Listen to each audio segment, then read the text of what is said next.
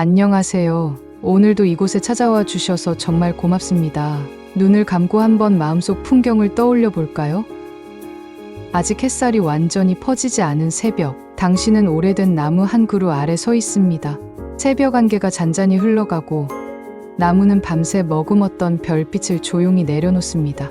가지마다 달린 작은 물방울이 첫 빛을 받아 반짝이며 마치 괜찮아, 오늘도 충분히 아름다울 거야 라고 속삭여줍니다. 우리가 사는 하루하루는 그렇게 작고 섬세한 기척으로부터 시작됩니다. 하지만 때로는 그 기척을 알아차리기도 전에 정신없이 문을 열고 휴대전화를 확인하며 오늘도 어김없이 덮쳐올 무게들을 생각하느라 마음이 바빠지죠. 그래서 오늘은 세상 모든 소란에서 잠깐 걸음을 멈추고 우리 내면의 고요가 들려주는 이야기에 귀 기울여 보려 합니다. 먼저 아주 조용한 바다 마을에 사는 한 할머니의 이야기를 들려드릴게요. 해변과 맞닿은 작은 집에서 바닷바람을 맞으며 평생 손목 굵게실을 잤던 뜨개질 장인이었지만 어느 날 시력이 크게 흐려져 바늘을 잡을 수 없게 되었습니다.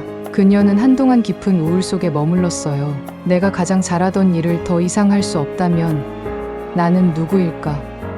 이 질문 앞에서 자꾸만 초라해졌죠. 그러던 어느 무더운 오후, 벽에 걸린 낡은 시계를 고치려고 안경을 끼고 집중하던 순간이 있었습니다. 그때 갑자기 여태껏 들리지 않던 파도 소리가 유난히 또렷하게 귀를 파고들었어요. 쉼없이 부서지는 파도 사이사이에 작은 조개가 부딪히는 소리, 멀리서 갈매기가 서로를 부르는 울음, 그리고 바람이 창문살을 스치는 숨결. 그 소리들은 마치 치열하게 뜨개질하던 손끝 대신 세상이 그녀에게 건네는 새로운 실타래 같았습니다. 그날 이후 할머니는 매일 새벽 바다를 산책하며 들려오는 소리를 노트에 적어 내려갔습니다. 글씨는 삐뚤빼뚤했지만 그 소리들은 어느새 짧은 시가 되고 엽서가 되고 벽에 붙은 작은 메시지가 되었습니다. 동네 카페에 들린 여행자들이 그 엽서를 하나씩 가져가면서 그녀의 소리 뜨개질은 끝없이 이어졌죠. 손으로 짜던 스웨터는 더 이상 완성할 수 없었지만 그녀는 바닷소리로 마음의 옷을 지어 낯선 이들의 체온을 덮어주었습니다. 그때 할머니가 깨달은 건 잃어버린 것만 바라볼 때 우리는 자신을 잃고 남아있는 것을 바라볼 때 우리는 세상을 다시 품을 수 있다는 사실이었어요. 이야기를 들으며 혹시 마음 한구석이 따끔거렸다면 지금 당신 안에도 아직 발견되지 않은 실타래가 도사리고 있기 때문일 겁니다. 세상이 내게서 무엇을 빼앗아 갔건 남겨진 것들은 분명 있습니다. 그리고 그 남겨진 것들은 슬픔을 짜서 애틋함으로, 상실을 짜서 연대로, 공허를 짜서 빛으로 바꿔줄 준비가 언제나 되어 있지요. 혹시 최근에 누군가의 기대에 미치지 못해 실망한 적 있나요? 스스로 세운 목표를 달성하지 못해 괴로웠던 순간도 있었을 겁니다. 그런 날엔 당신을 가장 아끼는 사람이 건네는 눈빛을 떠올려 보세요. 그 눈빛은 내가 무언가를 성취해서가 아니라 그저 내가 존재하기에 흐르는 빛일 겁니다. 그렇게 무조건적인 인정은 우리가 지닌 결핍의 그림자를 조용히 안아줍니다. 이번에는 조금 낯선 의식을 해볼까 합니다. 두 손을 편안히 무릎 위에 올리고 눈앞에 보이지 않는 작은 씨앗을 하나 내려놓는다고 상상해 보세요. 그 씨앗은 당신이 언젠가 경험했지만 아직 온전히 소화하지 못한 슬픔일 수도 있고 밤마다 불안으로 번져나가는 근심일 수도 있습니다. 우리는 대개 이런 씨앗을 어서 버려야 할 잡초로 취급하죠. 그런데 흙을 덮어주고 물을 주고 따뜻한 햇살을 허락해 준다면 시간이 지난 뒤 그것은 무성한 나무로 자라 새소리를 불러오고 그림자를 드리워 사람들이 쉴 수 있는 공간이 됩니다. 그러니 마음속에 피어나길 거부하는 감정이 있다면 그것을 억지로 뽑아내지 않아도 괜찮습니다. 대신 부드러운 흙을 덮어주고 내가 나를 아프게 했지만 나는 너를 이해하려고 해라고 속삭여 보세요.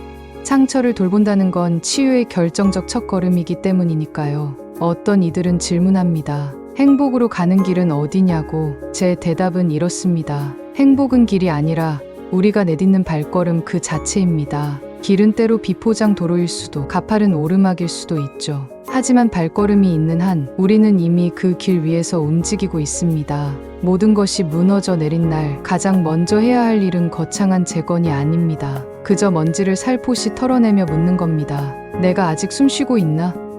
그렇다면 숨을 한 차례 길게 들이마시고 내쉬며 스스로에게 미소를 건네세요. 오늘 숨쉰다는 사실만으로도 당신은 우주의 수많은 기적 중 하나이니까요. 우리는 태어나면서부터 모두 이야기를 품은 존재입니다. 거창한 문학이 아니어도 괜찮아요. 당신이 아침 출근길에 만난 골목길 고양이에게 나직하게 인사를 건넨 순간 그 작은 안녕이 누군가의 기억의 등불이 될지도 모릅니다.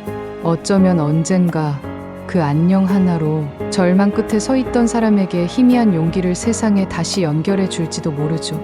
마지막으로 오래전 의사가 밝힌 한 환자의 일기를 들려드리고 싶습니다. 그 환자는 시한부 판정을 받고 난 뒤 자필로 남은 날들의 시간을 기록했습니다. 긴 글은 아니었어요. 매일 같은 문장으로 시작했고 같은 문장으로 끝났습니다. 오늘도 숨을 내쉬었다. 그로써 삶은 충분했다. 그는 마지막 날까지 그 문장을 쓰고 떠났지만 병실을 지키던 간호사들은 말했습니다. 그 사람이 써 내려간 충분이라는 단어가 우리에게 새로운 일을 시작할 용기를 줬다고. 이제 마무리를 지으려 합니다. 오늘 이 영상을 듣는 동안 당신 마음 어딘가에 작지만 단단한 숨결이 심어졌길 바랍니다. 우리는 모두 서로 다른 속도로 성장하고 서로 다른 방식으로 흔들립니다. 때론 같은 자리에 서서도 전혀 다른 풍경을 바라보기도 하지요. 하지만 그럼에도 불구하고 우리가 불빛이 되어 서로의 길을 비출 수 있다면 그 자체로 삶은 충분히 아름답습니다.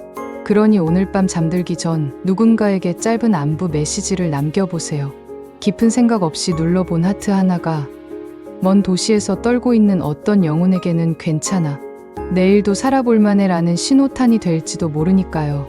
함께해 주셔서 진심으로 감사합니다. 이어지는 고요 속에서 당신이 당신을 더 따뜻하게 안아주길 바라며 저는 이만 물러날게요. 다음 영상에서 만나요.